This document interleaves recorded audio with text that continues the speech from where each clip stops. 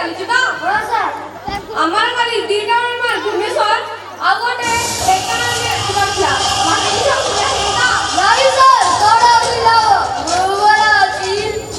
ବଡ଼ ସୁରସାରିଣୀ ବୁଝିଲେ କିଛି ଅସୁବିଧା ହବନି। ଆମର ଜଣେ ବ୍ୟସ୍ତ ବସିଲାଣି। ଓହୋ ଠିକ ଅଛି। ଆଜି ଆମ ଦିଟା ନୂଆ ଟେଷ୍ଟ ଅଛି ତେଣୁ ତୁମେ ଯାଅ ମାର ପ୍ରସ୍ତୁତ କରିବ। ହଉ ସାର୍, ନମସ୍କାର, ମୁଁ ଆସୁଛି।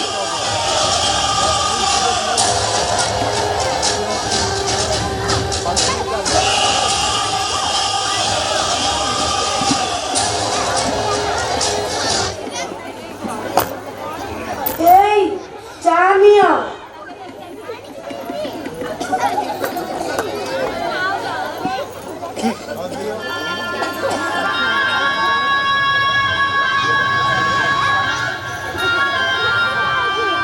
ଆରେ ଆମକୁ ଦୋକାନରେ କଣ କରୁଛି? ଯେତେବେଳେ ତ ଦେଖିଲେ ପିଲାଟା ମୋବାଇଲ ଧରି ଖେଳୁଛି ଆଉ ପାଠ କେତେବେଳେ ପଢୁଛି? ହଁ, କାଲି ରାତିରେ ଭଲ ଲାଗୁନି କହି ଶୀଘ୍ର ଶୋଇ ପଡ଼ିଥିଲା। ଏବେ ବହି ସଜାଡୁଛି ସ୍କୁଲ ଯିବ ବୋଲି। ଆରେ ଜଗନ, ଆରେ ଜଗନ, ଜଗନ, ମୁଁ କଣ ଶୁଣିଲି ତ ଦେହ ଭଲ ନାହିଁ? କଣ ହେଇଛି କି? ନାଇଁ ମ, କାଲି ସ୍କୁଲରେ ବେଶୀ କାମ ଦେଇଥିଲେ। ମତେ ସେସବୁ ଆସୁନି, ତେଣୁ କରିନି। ଏଇ ନେ ମୋ ଖାତା। ମୋ ଖାତାରେ ଟିକେ ଲେଖିଦେଲ। ତୋର ହଉଥିଲା ବୋଲି ମୁଁ ମା କରିନି। ଆରେ ପୁଅ, ଏସବୁ ଭଲ ନୁହଁ। ତୁ ହଉଛୁ ଶିଳ୍ପପତି ଜଗଦୀଶ ମଲ୍ଲିକ ଏକମାତ୍ର ପୁଅ। ତୁ ଭଲ ପାଠ ପଢିଲେ ମୋର ସବୁ ଦାୟିତ୍ୱ ତୁ ସମ୍ଭାଳିବୁ। ଆରେ ହେଲେ ତ ତୋର ଯେତେବେଳେ ଯାହା ଦରକାର ମୁଁ ତ ଦଉଛି। ତୁ ତେଣୁ ଚେଷ୍ଟା କର ତୁ ଭଲ ପାଠ ପଢି ମୋର ନାଁ ରଖିବୁ। ପାଠ ନହେଲେ ତୁ କରିବୁ କଣ? ହଁ, ଆମ ଚାକର ରାଜୁର ପୁଅ କ୍ଲାସରେ କ୍ଲାସ୍ ନେଉଛି ଅଥଚ ତୁ ବହୁତ ପଛରେ ଅଛୁ। ତେଣୁ ଚେଷ୍ଟା କର ପରୀକ୍ଷାରେ ଫାଷ୍ଟ ହେବା ପାଇଁ। ହଉ ଦେଲ ମୋ ଖାତା, ଟାଇମ୍ ହେଲାଣି। ହଉ ଆଜି କରିଦଉଛି ଆଉ କେବେ ହେଲେ ବି କରିବୁନି।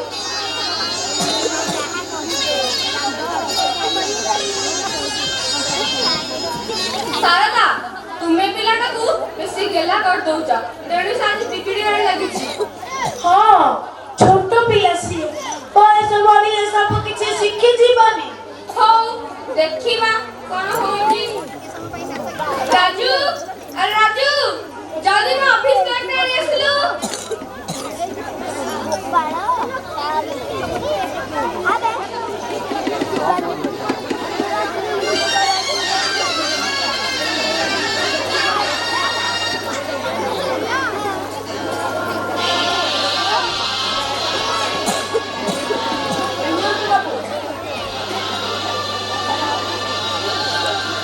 ମା, ଆଜି ବଜାରରୁ କଣ ପରିବା ଆଣିବି?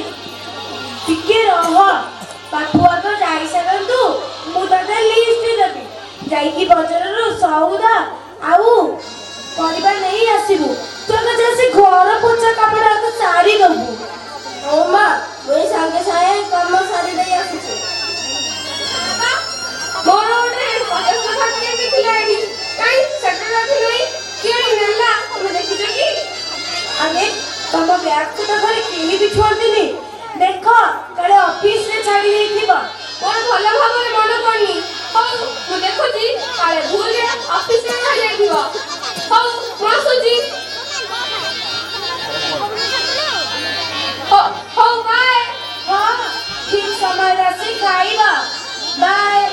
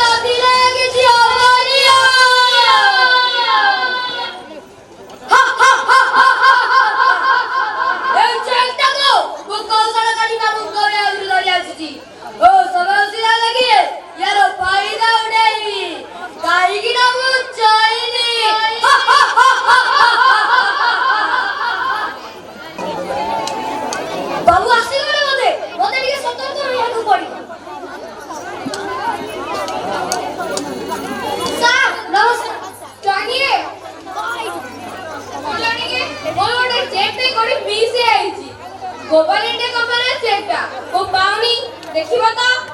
ଏଇଠି କଣ ଯିବ ସାର୍? କୁଆଡେ ଆଉ ଯିବ? ମୁଁ ଦେଖୁଛି ସାର୍, ଆମର ଜମା ବ୍ୟବସ୍ଥା ବହୁତ ନାହିଁ। ଆଜି ଟିକେ ଗରମ ଅଧିକା ହଉଛି। ପୁଣି କେତେବେଳେ ପାଇଁ ଥଣ୍ଡା ପାନୀୟର ବ୍ୟବସ୍ଥା କରୁଛି। ହ୍ୟାଲୋ, ଗ୍ଲୋବାଲ ଇଣ୍ଡିଆ କମ୍ପାନୀଟା ପ୍ରାଇଭେଟ ଲିମିଟେଡ। ଆପଣଙ୍କର କେବେ ମାଲ ଦରକାର? ହଁ ଠିକ ଅଛି, ମୁଁ ପଠେଇ ଦଉଛି।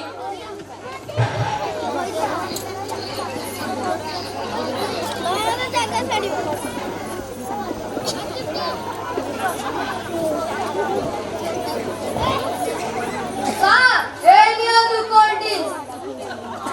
କୋଲ୍ଡ ଡ୍ରିଙ୍କସଟା ପିଇ ଦିଅନ୍ତୁ, ମୁଁ ଚେକଟା ଲେଖୁଛି।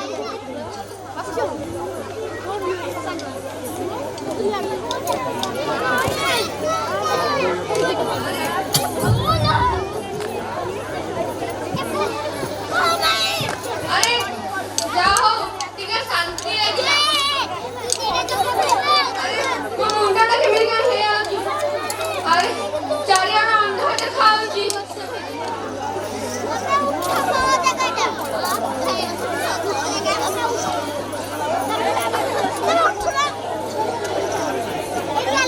ତାହେଲେ ମେଡିସିନଟା ଠିକ୍ କାମ ଦେଇଛି।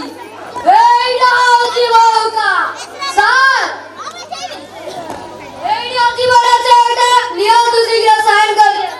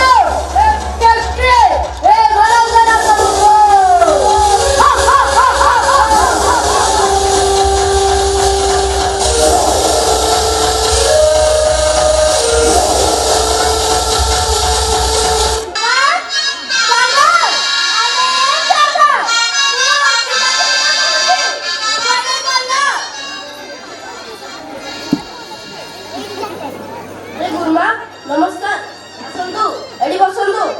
ମୁଁ ଜଗନ ବାବୁ ଓ ମାଆଙ୍କୁ ଡାକି ଦେଉଛି।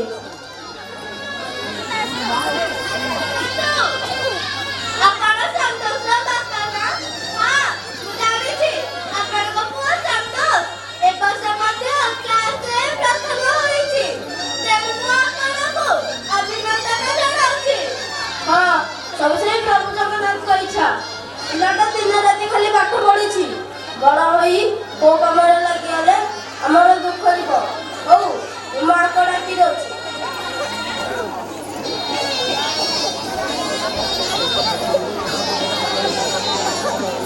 ଆରେ ଗୁରୁମା, ଆପଣ? ହଁ, ନମସ୍କାର। ମୁଁ ଜଗନ ବିଷୟରେ କଥା ହେବା ପାଇଁ ଆସିଥିଲି।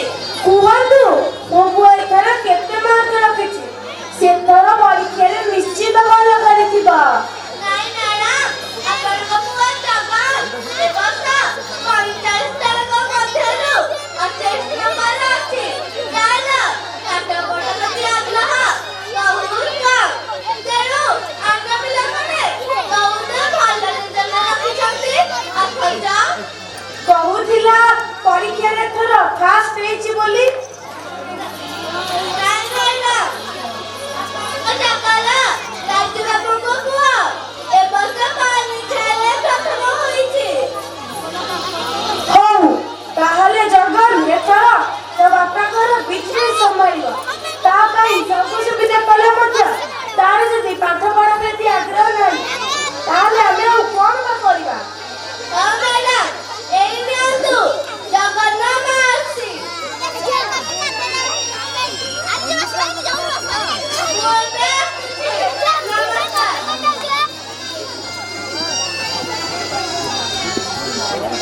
ଆମେ ଆଜି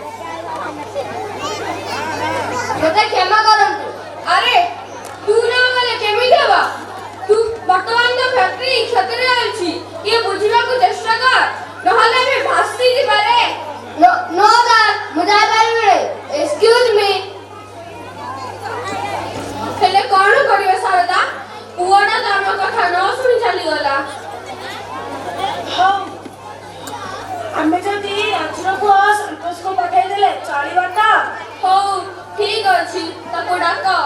ରାଜୁ, ଆରେ ଏ ରାଜୁ, କୁଆଡେ ଗଲୁ? ତୋ ପୁଅ ସନ୍ତୋଷକୁ ଧରି ଆସିଲୁ।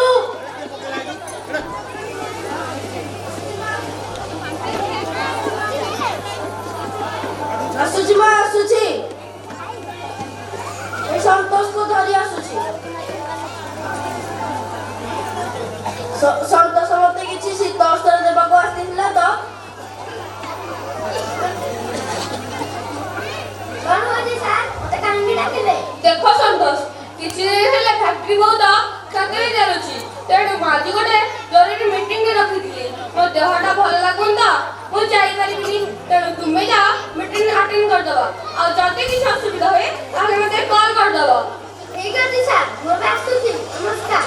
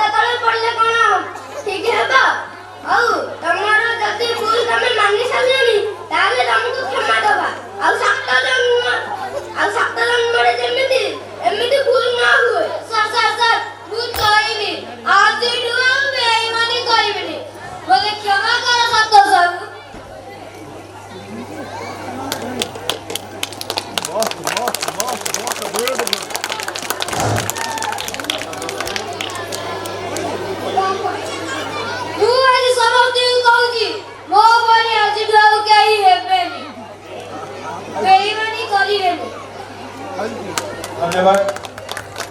जदि प्रथम थर मंच अभिनय करथबा कुनी अभिनेता मानकर जदि किसी त्रुटि थाए ताकर शिक्षक हिसाब से मुझे आपण निकट में क्षमा मांगी नौची। निश्चय चेष्टा करेंगे आगामी दिन में भल ये थिला सरस्वती शिशु विद्या मंदिर बाहाड़ा खोलार चलित वर्षर वार्षिक उत्सव कार्यक्रम आपण मानक विशेष विशेष धन्यवाद देवी। आरंभ शेष पर्यंत उत्सुकतार सहित आग्रह सहित धैर्यर सहित आम कार्यक्रम को सफल कर अनुष्ठान तरफ बहुत बहुत धन्यवाद।